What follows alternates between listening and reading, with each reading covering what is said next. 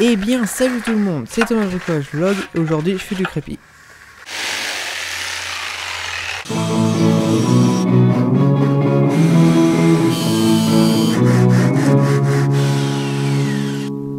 Donc comme on peut le voir ici, il y a des fissures à tous les joints des rangées du Cyporex et le long des ossatures en béton armé, car l'ancien enduit n'était pas fait pour le Cyporex.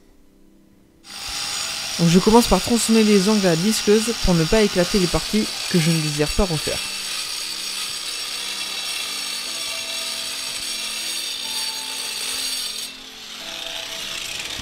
Ensuite, il ne me reste plus qu'à enlever l'ancien crépi avec le marteau piqueur.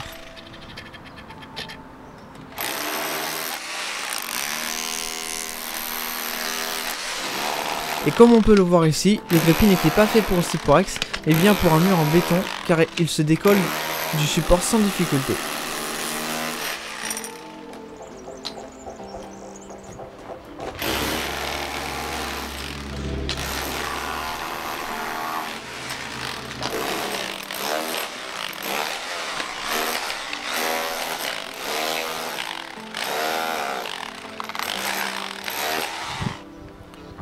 Il ne me reste plus qu'à enlever les gouttières pour pouvoir travailler librement et pour pouvoir les refixer sur le nouveau crépi plus tard.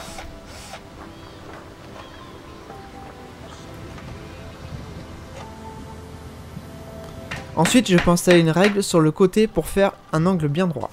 La veille au soir, je mouille le Cyporex pour que le lendemain matin le crépi tienne sur un support bien humidifié.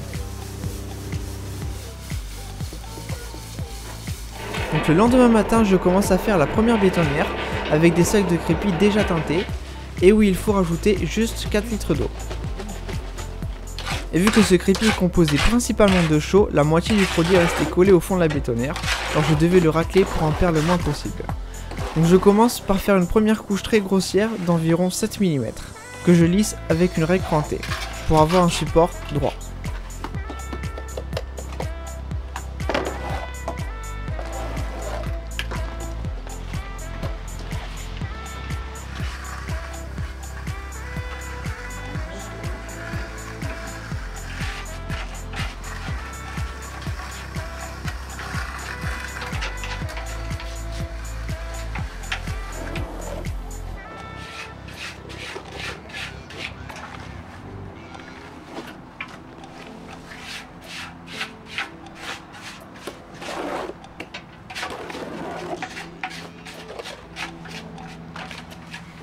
Pour la préparation du crépi, je mettais 2 litres d'eau, le sac entier, puis au fur et à mesure, les 2 litres d'eau restants.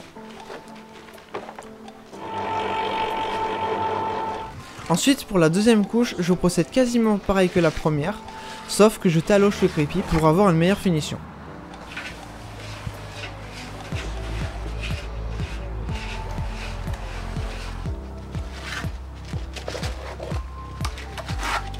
Et toujours passer l'arrêt cranté pour avoir un crépi bien droit, car on a tendance avec la taloche à faire des creux dans le crépi.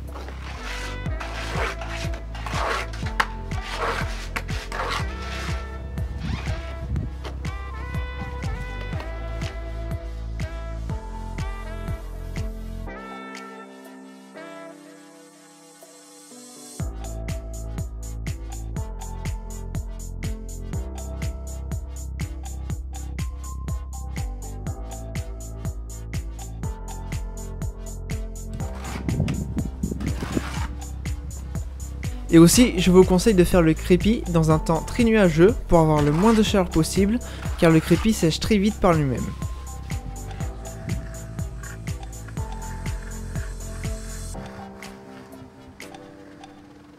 Et au total, il faut avoir un crépi d'au moins 15 mm.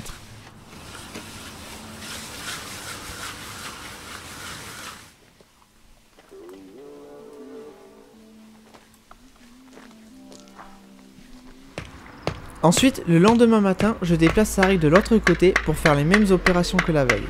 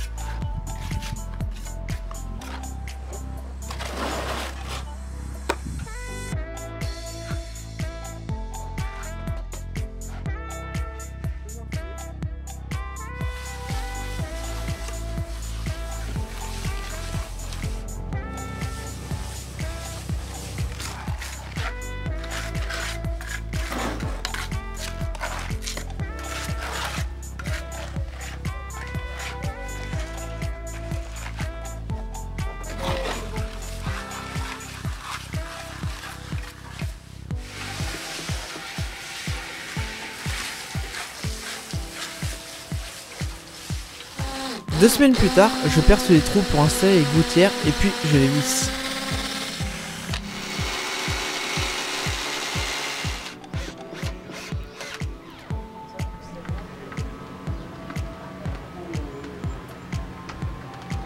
Alors si cela t'a plu, tu peux liker, t'abonner et donner ton avis dans les commentaires. Et je voulais aussi vous remercier car on dépasse les 250 abonnés. Alors merci pour tout votre soutien et salut, à la prochaine.